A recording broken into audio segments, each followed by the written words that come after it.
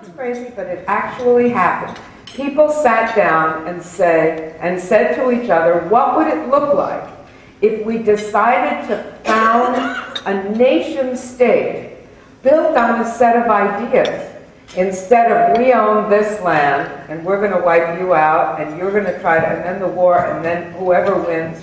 That's a whole different approach. And many countries that our ancestors came from were founded in that old way. So it's been working. In fact, it's been working all over the world. But the reason that democracy, this crazy idea, has actually flourished in the global setting in the last 50 years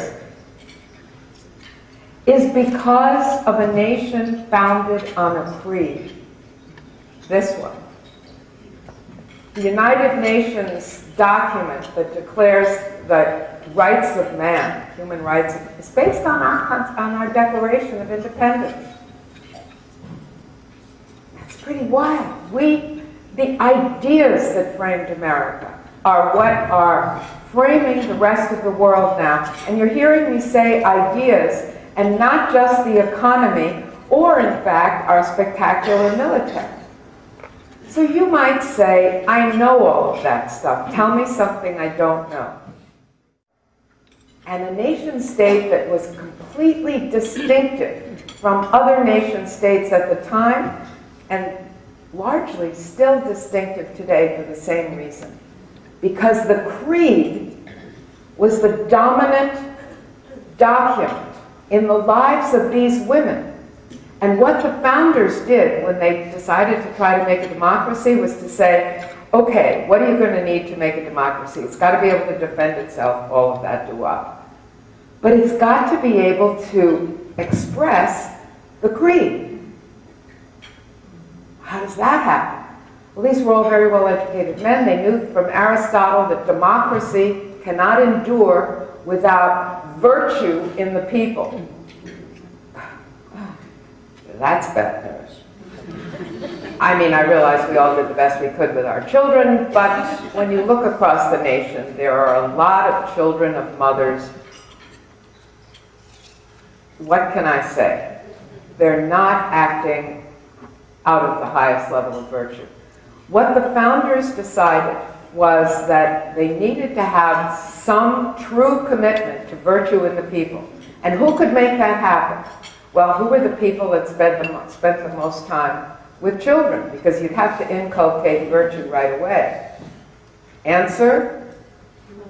Mamas. Yes. So there are actual documents that show how women who wanted to vote, and the founders said, you know, that's going to be all messy with politics, and I don't agree with that, but nonetheless, they said to women, the real work that will sustain the republic is if women would take up the transference of virtue to the subsequent generations. And you'll get it. What really happened was women did that, but then they got up and walked across the little town square, just like we have here in New Haven, to do an errand or to see a friend. And little by little, very early on, they saw women begging.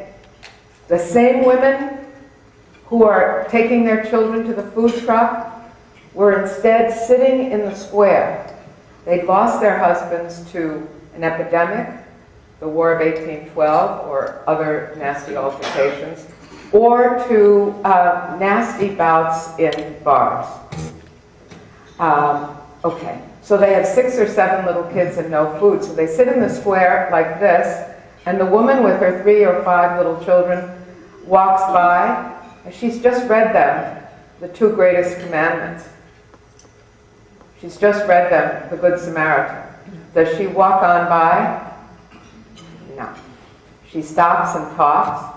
She's the Good Samaritan, showing her children what virtue means. You can't just talk about virtue. You have to do virtue and be virtue. So Mama realizes, along with other mamas, what's going on. And by 1815, there were more than 100 solutions to the women in the park with children with no food. Not a food truck, but women got together with each other and they made little societies, just like the Women's Initiative. And they said, what should we do?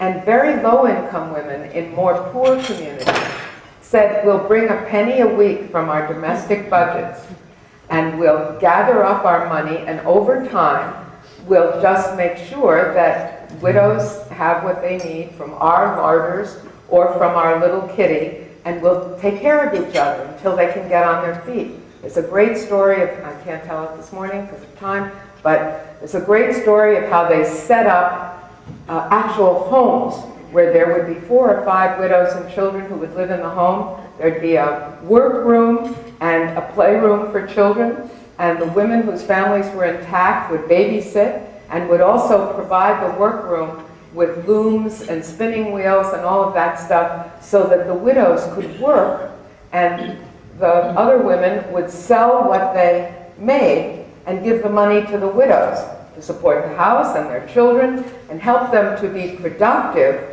but be with their children.